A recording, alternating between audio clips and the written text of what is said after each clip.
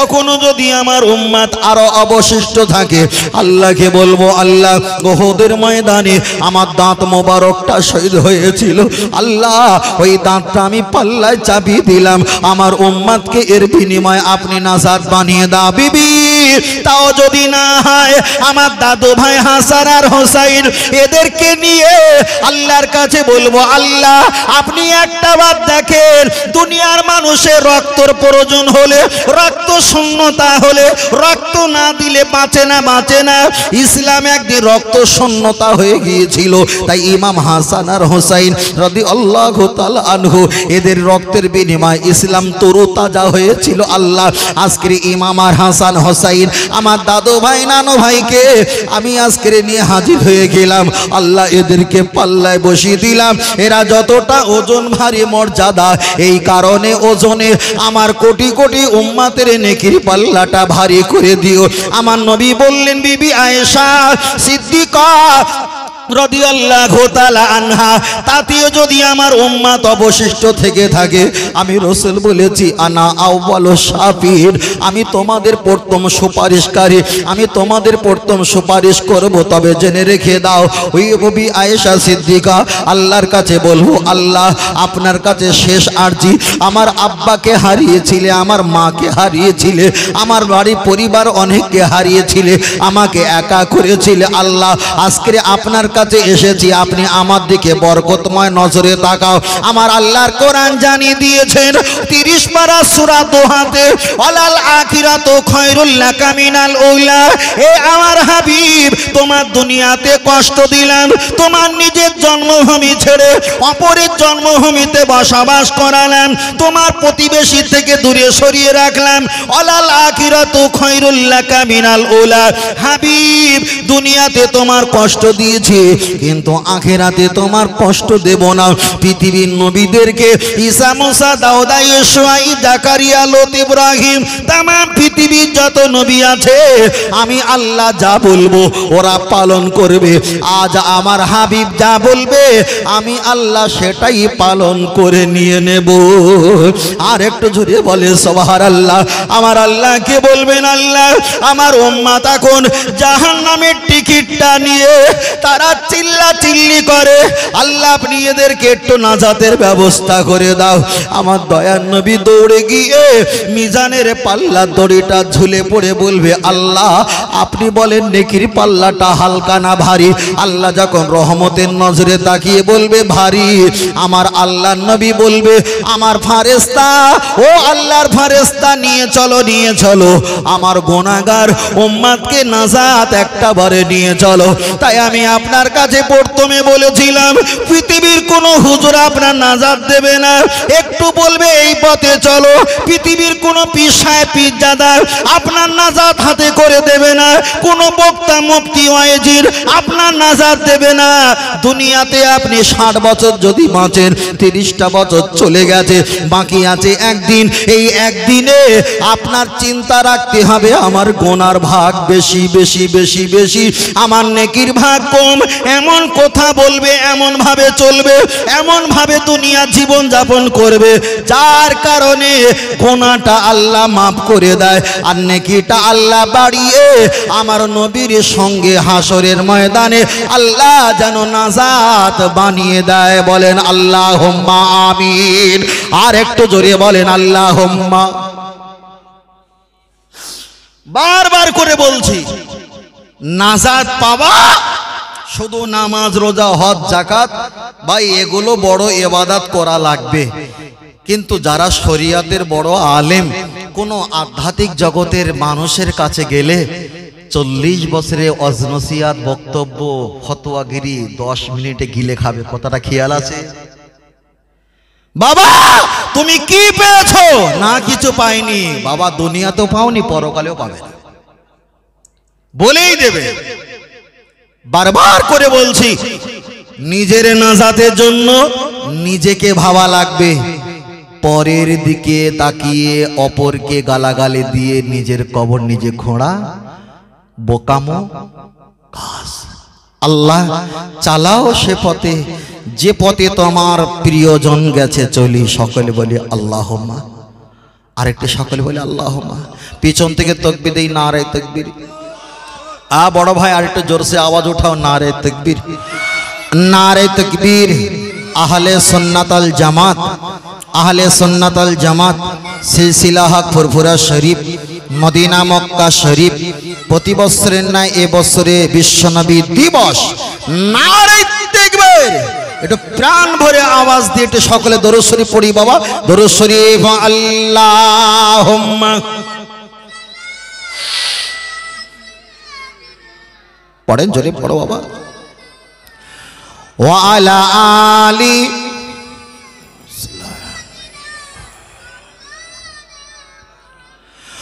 ও গো আমার প্রিয় নবী, তোমার প্রেমে পাগল আমি।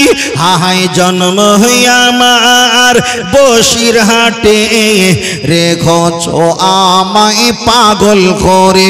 হায় জন্ম আমার ইন্ডিয়াতে, রেখেছো আমায় পাগল করে। রসুল তোমায় ভালোবাসি, মন হৃদয় উঝাড় করে। বুকের মাঝে জ্বালায় আমার, দূর হবে তোমার দিদারে, দূর হবে তোমার দিদারে। ও নবী সুখে তুমি, দুঃখে তুমি, মুখে তুমি, বুকে তুমি।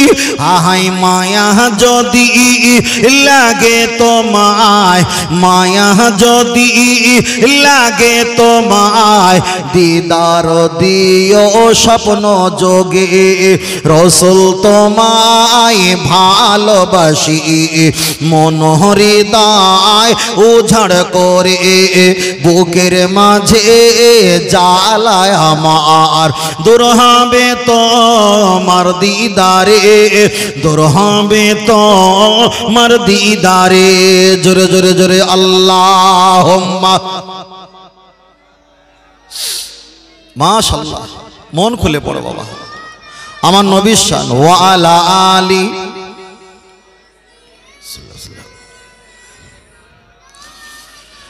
সাল্লাল্লাহু আলাইহি ওয়াসাল্লাম। আগামী কালকের একটা জলসা ছিলাম বাঁকুড়া জেলাতে।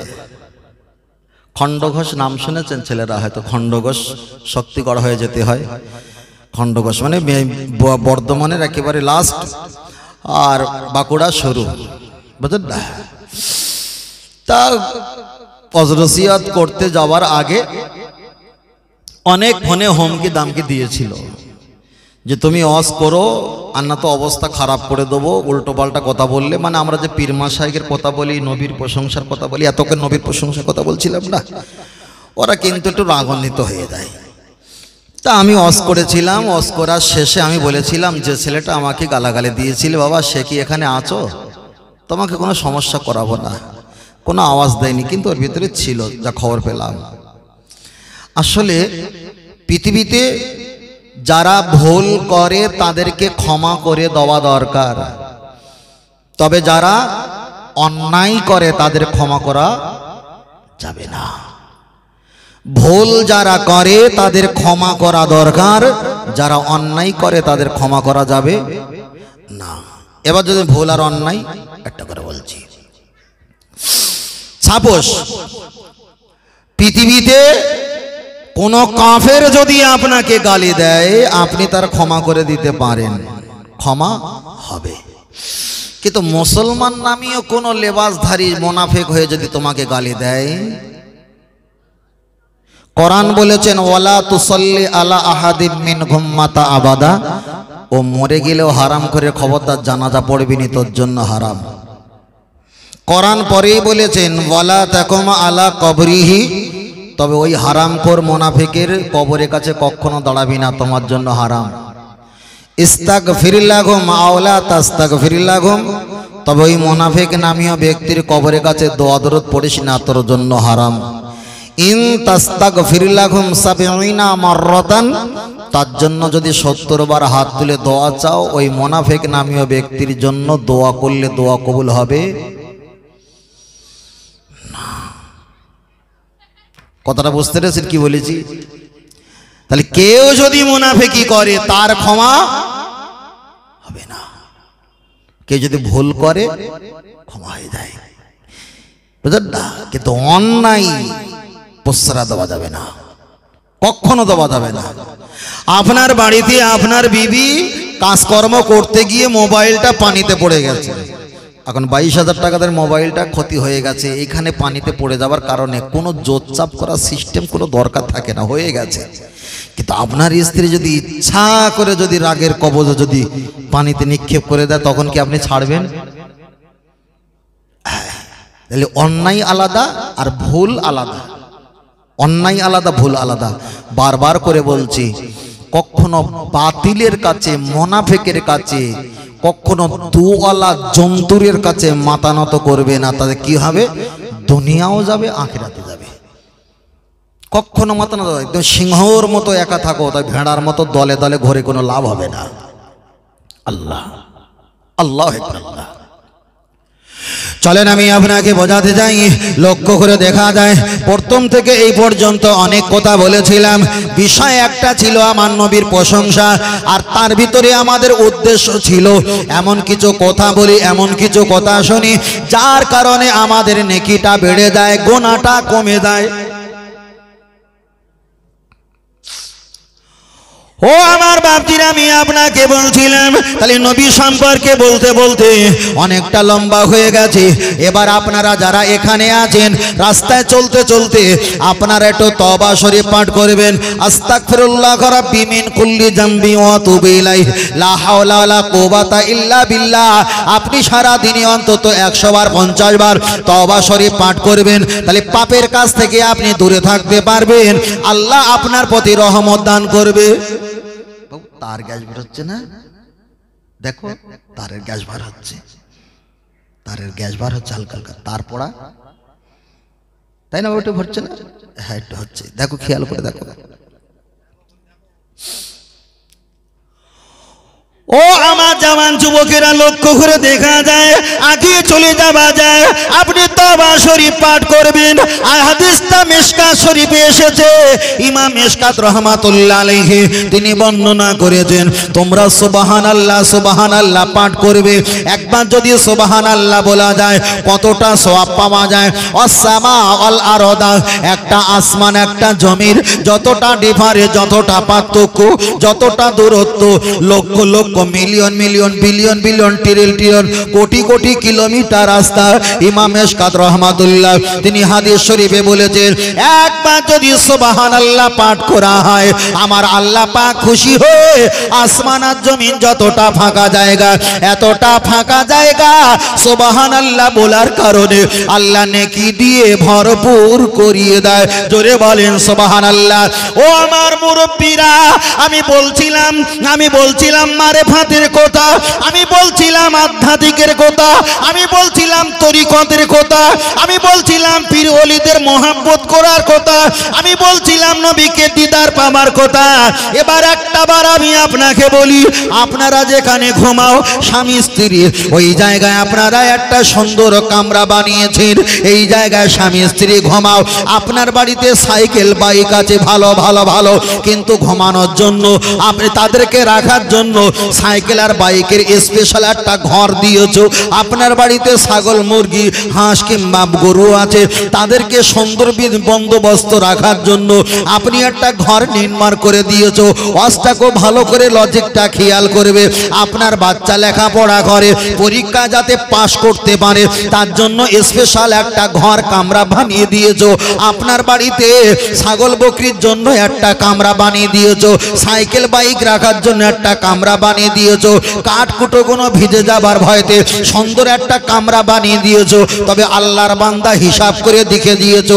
আগের কোরআনের আয়াতটা আর একবার বলি, মান আরাফা নাফসাহু ফাকাদ আরাফা রাব্বাহু। আল্লাহর কোরআন বললেন, কোন ব্যক্তি যদি নিজেকে নিজে নিয়ে চিন্তা করে, ওই ব্যক্তি আমি আল্লাহ আমাকে চিনে নেয়, আর দেরি হয় না।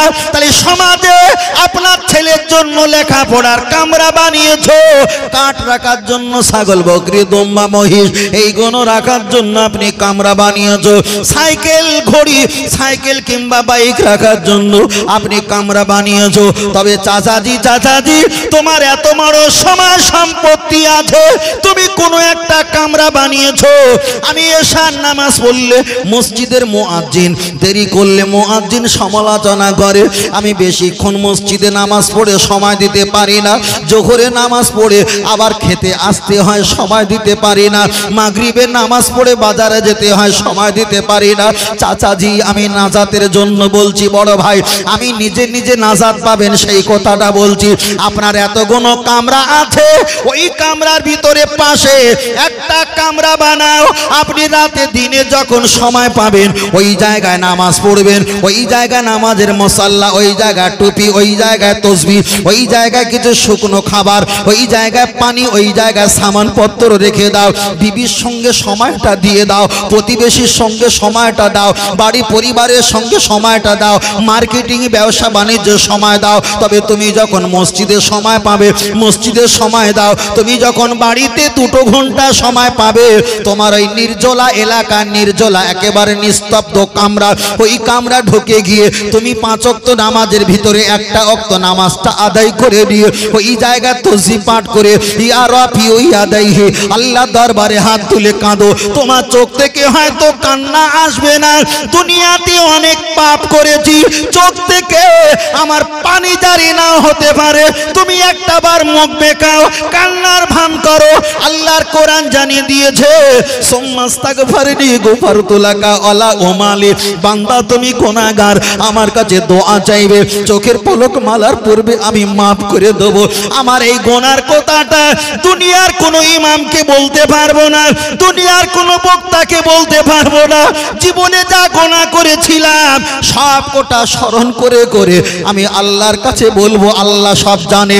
আর গুনার কথা যখন বারবার স্মরণ করব আমার অন্তরটা খুলে যাবে, কান্নাটা বাইর হয়ে যাবে, আল্লাহর কাছে বলবো আল্লাহ দুনিয়ার মানুষ মানুষের কাছে কিছু চাইতে গেলে একটা হাত লম্বা করে দেয়, তাকে ফকির সাইল ভিক্ষুক কাঙাল বলা হয়। আল্লাহ দেখো আপনার দরবারে একটা নয় 2 করে হাত তুলেছি, আল্লাহ আপনি আমার গুনাহকে মাফ করে দাও। ওই কামরায় বসে বসে আল্লাহর কাছে কাঁদো, আপনার বৌমা ডিস্টার্ব করবে না, আপনার নাতি পোতা ডিস্টার্ব করবে না, আপনার বাড়ি পরিবার কেউ ডিস্টার্ব করবে না। তাহলে একদিকে নিজের জন্য ভেবেছি, অপরদিকে পরিবারের জন্য ভেবেছি। এই সিস্টেমে ইবাদত করে নিজে নিজে যদি একটা কামরা বানিয়ে আল্লাহর কাছে বারবার ইবাদত করতে পারি 5 বছরের ভিতরে প্রমাণ হয়ে যাবে তোমার গুনাহ সংখ্যা কম আর নেকির সংখ্যা বেশি। জোরে বলেন, আর একটু জোরে হবে না? হবে না? হবে না? হবে তো? এই ফের বলছি আল্লাহ শপথ করে এই সিস্টেমে ইবাদত করলে আল্লাহ শপথে 1 বার 2 বার 3 বার করে বলছি 2 বছরের পরে আপনি নিজেই অন্তর থেকে বিশ্বাস করে বলবেন আমার গুনাহ সংখ্যা কম নাকি সংখ্যা। আর এই যেভাবে আমরা চলছি এইভাবে যদি আমরা 50টা বছর চলি বুক ঠুকে বলতে পারবো না যে আমার গুনাহ সংখ্যা কম আর নাকি সংখ্যা বেশি। নাকি ভুল বলছি? আমি বলছি ভাই সম্পূর্ণ অন্য অ্যাঙ্গেলে, দুনিয়াবি কোনো সিস্টেমের সঙ্গে আমি বলছি না, আমি তরিকত মারেফাত আধ্যাত্মিক পীর জগতের লেভেলটা আমি আপনার কাছে একটু ওপেন করতে চাইছি। এই সিস্টেমে ইবাদত করে।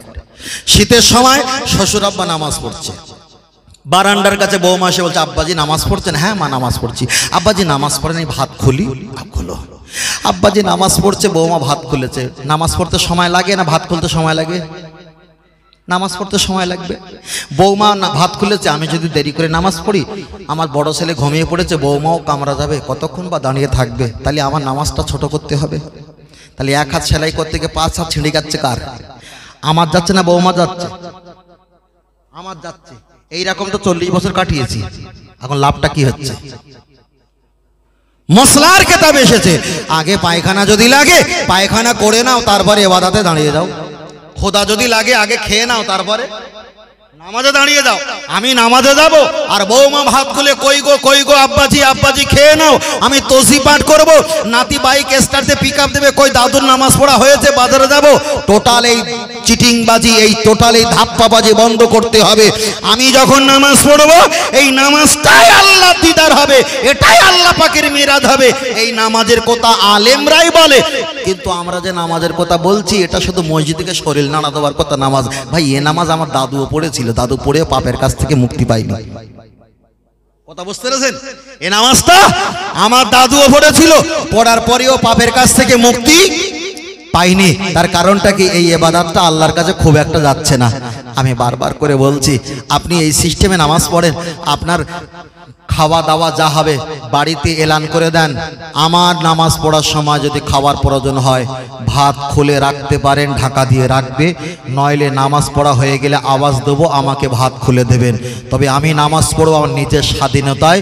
10 মিনিট চাইলে 10 মিনিট, ব্যস্ততা থাকলে 10 মিনিট, ব্যস্ততা না থাকলে 20 মিনিট, 20 মিনিট, আধা ঘন্টা কাটাতে পারি। কেন? আমার স্রষ্টার কাছে আমার অনেক কিছু বলার থাকে, ঠিক না বে ঠিক? আমার কথা কি রাগ করছে বাবু? পিছনে যারা আছেন রাগ করছেন নাকি? আল্লাহ কবুল করেন, বলুন আমিন। তাকবীর দেই, নারায়ে তাকবীর। আর একটু সকলে বলি নারায়ে তাকবীর। আমি কি অসামাজিক কোনো কথা বলছি বড় ভাই? না, আমি বলছি আমি কারোর এগনেস্টে, কারোর বিপক্ষে, কাউকে জিন্দাবাদ, কাউকে উপরে কাউকে নিচে নামাইনি। শুধু বোঝাতে চেয়েছি আমাদের গোনার ভাগটা বেশি, নেকির ভাগটা কম। চিন্তা করেন আল্লাহ। চলেন আমি আপনাকে বোঝাতে যাই। বলছিলাম নামাজ সম্পর্কে, দন্তন নয় আকার, ময় আকার, বর্গীজ নামাজ। দন্তন নয়তে নমিম আকারেতে আমার, ময়তে মাতাকে আকারেতে আল্লাহর, বর্গীজতে জন্য নত করিব আমার মাতা আল্লাহর জন্য। ও আমার জওয়ান যুবকেরা, আমি আপনাকে বোঝাই, চলেন একটা বার আগিয়ে যাওয়া যাক।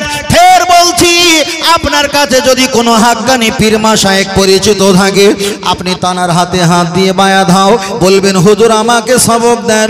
আপনি সবকটা নিয়ে পালন করেন, দেখতে পাবেন আপনার কাটিং, আপনার চরিত্র, আপনার চেহারা, আপনার নিদর্শন, আপনার রূপ, আপনার সম্পূর্ণ ব্যবহার অন্য নামাজির তুলনা সম্পূর্ণ ভিন্ন হয়ে যাবে।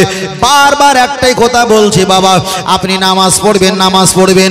এবার একটা বার বলবো, জীবনে হয়তো বলিনি, কোনো সময় বলিনি, টোটাল ইন্টারনেটে আমি বলিনি, তবু একটু ছোট করে বলতে হয়। টোটাল নামাজ পড়তে গেলে নামাজটা হয় কি দিয়ে? হাদিস দিয়ে না কোরআন দিয়ে? আহা, পিছন থেকে আওয়াজ আসেন, একটু জোরে বলতে হবে।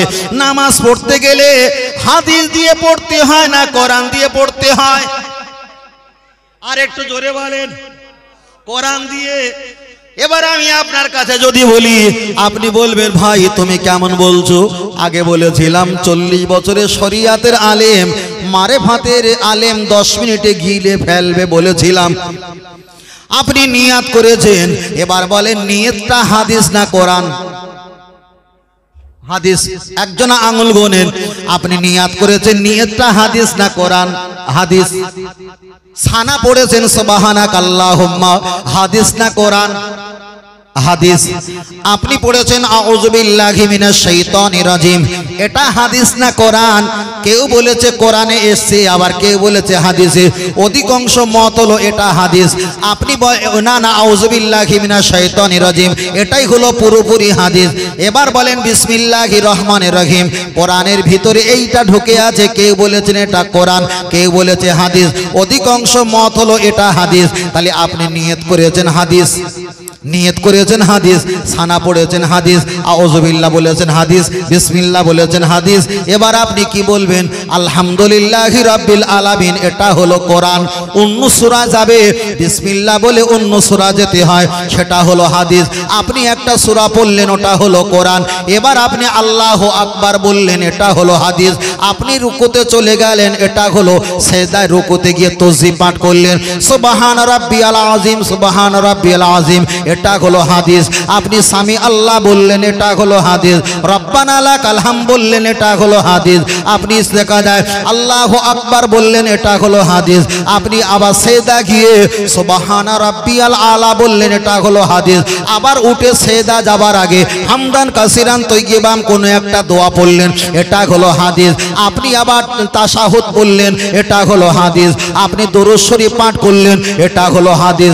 আপনি দোয়া পাঠ করলেন, দোয়া মাসুরা, এটা হলো হাদিস। আপনি সালাম ফিরালেন, এটা হলো হাদিস। আপনি যখন দোয়া পড়ছেন আল্লাহুম্মা আমিন, এটা কোরআনে নেই, এটাই হলো হাদিস। এবার বলেন নামাজ পড়তে গেলে বেশি হাদিস লাগে না কোরআন লাগে? ভাই মাথা খারাপ হয়ে যাবে। আগের কথা খেয়াল আছে? 40 বছরের বক্তব্য, কোন শরিয়াত মারেফাতের আলেমের কাছে গেলে টিপে এক ঢোকে গিলে নেবে, বলেছিলাম না? এক ঢোকে তো 40 বছরের বক্তব্য গিলে নেবে, তোর বাহাদুরি বন্ধ হয়ে যাবে। কেন? যারা শরিয়াতের আলেম, যারা মারেফাতের আলেম, শরিয়াতটা হলো 1 আনা আর মারেফাতটা হলো কোটি লক্ষ আনা। বলুন সুবহানাল্লাহ। ফের বলছি, তাহলে নামাজ পড়তে গেলে বেশি কি লাগে? কোরআন লাগে না হাদিস লাগে? হাদিস লাগে।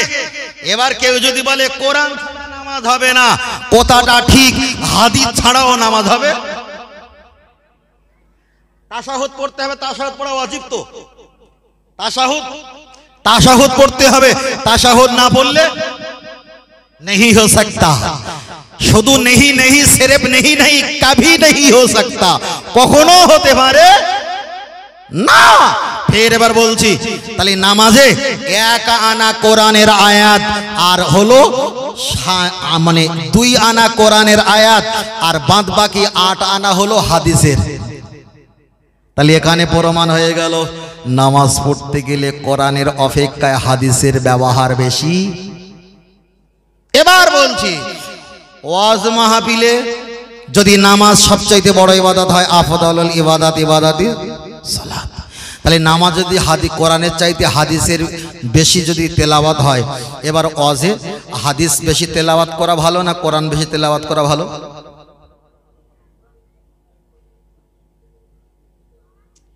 ও কোন একটা হুজুর এসে বলবে এত নম্বর পারা, অত নম্বর পারা, অত নম্বর পারা।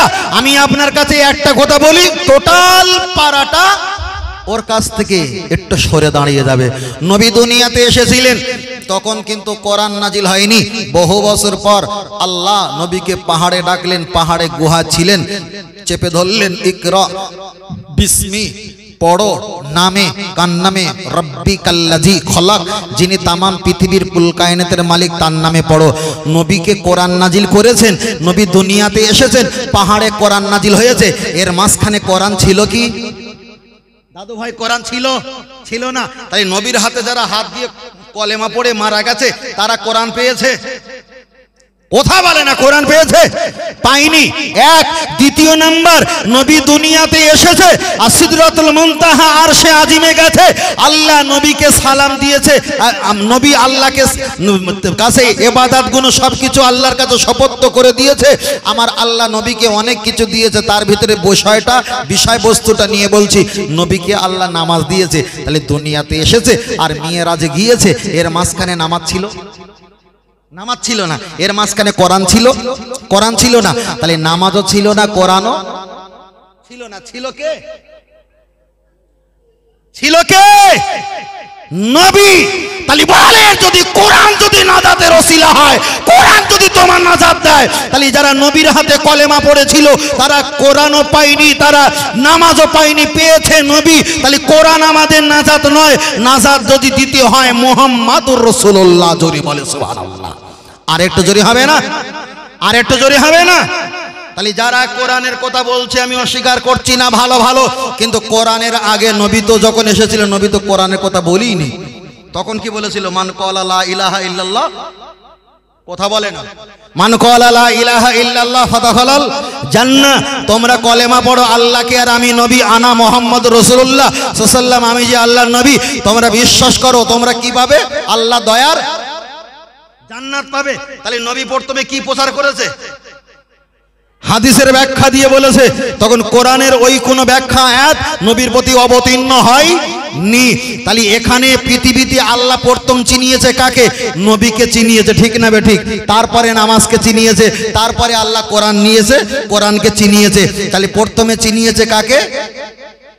নবীকে। আর কেউ যদি নামাজ ধরে আর কেউ যদি কোরআন ধরে আর নবীকে যদি ছেড়ে দেয়, তাহলে নামাজ আর কোরআনকে নাজাত দেয় বলে বিশ্বাস হয়? বিশ্বাস হয় না।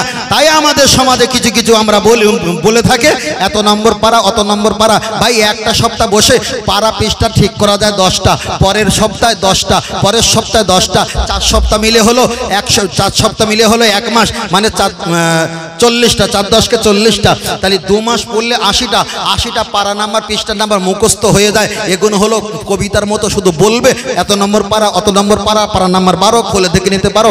এটা হলো মুখস্থ বিদ্যে। কিন্তু আমি যেটা বলছি এটা হলো ডাইরেক্ট, এটা হলো ডাইরেক্ট। তখন বলবে আমার হুজুর কোরআন দিয়ে ওয়াজ করেছে, আমার হুজুর কোরআনের বাইরে একটাও কথা বলি নি। তোমার হুজুর ভ্যালিগুড়ের পানি দিয়েছে, রোগও মরলো না, রোগীও সারলো না, সারা জীবন ঝাঁপ তুললো আর বললো। বুঝেন না? আমি বারবার বলছি, এখানে যদি বসে আমি নামাজের কথা বলি কেউ আমাকে গালি দেবে না, আমি যদি হজের কথা বলি কেউ আমাকে গালি দেবে না, আমি যাকাতের কথা বলি কেউ আমাকে গালি দেবে না, ফিতরার কথা বলি কেউ আমাকে গালি দেবে না, মসজিদ মাদ্রাসার কথা বলি কেউ আমাকে গালি দেবে। যেই বলবো মুহাম্মদ সাল্লাল্লাহকে বেশি ভালোবাসতে হবে, তখন বললো ও হলো বাতিল ফরকা, ও হলো ওহাবি মত, ও হলো মাজার পূজারি, ও হলো পিত্তরিকতে ধন্য ধরা ব্যক্তি। হাজার রকমের অহবাদ দেবে না, দেবে না? তাহলে নামাজ রোজা হজ যাকাতের কথা বলেছি, একটাবার খালি গালাগালি শুনতে হয়নি। যেই নবীর কথা বলেছি তখন একটু অহমান শুনতে হবে তো। মোহাম্মদ রাস্তা দিয়ে হেঁটে যাচ্ছিল আর হেঁটে যাবার সময় একজন বলছে, ওই যে দেখতে পাচ্ছ মা হাজা, ওটা কে? ওটা কে? বলছে ওটা হলো মোহাম্মদ। বললো মোহাম্মদ কে? তখন বলছে বাবা তুমি জানো না, মোহাম্মদ আমাদের পাশের এলাকার ছেলে, খুব ভালো ছেলে, খুব ভালো ছেলে, ওর বাপও খুব ভালো, ওর মাও খুব ভালো, ওর বংশটা ভালো। ঠিক 21 দিন হয়ে গেছে, নবী আবার ওই রাস্তা দিয়ে যাচ্ছে, গিয়ে বলছে আনা মোহাম্মদ রসুল্লাহ, তোমরা আল্লাহকে বিশ্বাস করো আর আমি নবী, যে আল্লাহর নবী, পাঠানো নবী, আমাকে নবী বলে বিশ্বাস করো। যে জবানে বলেছিল মোহাম্মদ কত ভালো ছেলে, কত ভালো, ওর বাপ ভালো, মা ভালো, সেই জবানে বলছে বলে রক্ত খারাপ, ওর বাপ খারাপ, ওর মাও খারাপ। কিন্তু এর আগে যখন চুপ করেছিল তখন সব ভালো, আর যেই বলেছে আমি নবী মোহাম্মদ আমাকে মানো, তখন সব খারাপ হয়ে গেছে। তাই আমাদের জলসা মাহফিলে কমেন্টে যারা একটু লেখালেখি করে গালাগালি দেয়, ওদের কাছে সব ভালো। যেই নবী নিয়ে কথা বলেছি তখন ওদের গা জ্বালা জ্বালা করে। তাহলে এজিদ আর ওই ব্যক্তির পার্থক্য আছে বলে মনে হয়? ফের বলছি, পৃথিবীতে ইসলাম থাকবে কিন্তু ঈমান থাকবে না। তুমি যেভাবে ইবাদত করছো, তুমি যেভাবে ইবাদত চালিয়ে যাচ্ছ, আমি অনেক বড় ক্যালকুলেটর হিসাব করে দিতে পারি তোমার ইবাদত কতদূর যাচ্ছে আল্লাহ ভালো জানে। বুঝেন না? এটা তাকবীর, নারে তাকবীর, আর এটা তাকবীর, নারে তাকবীর। ভাই এসছে তো, বুঝলো? ভাই এসছে তো, এসছে তো, বাহ মাশাআল্লাহ, আল্লাহ কবুল করেন, বলুন আল্লাহুম্মা আমিন।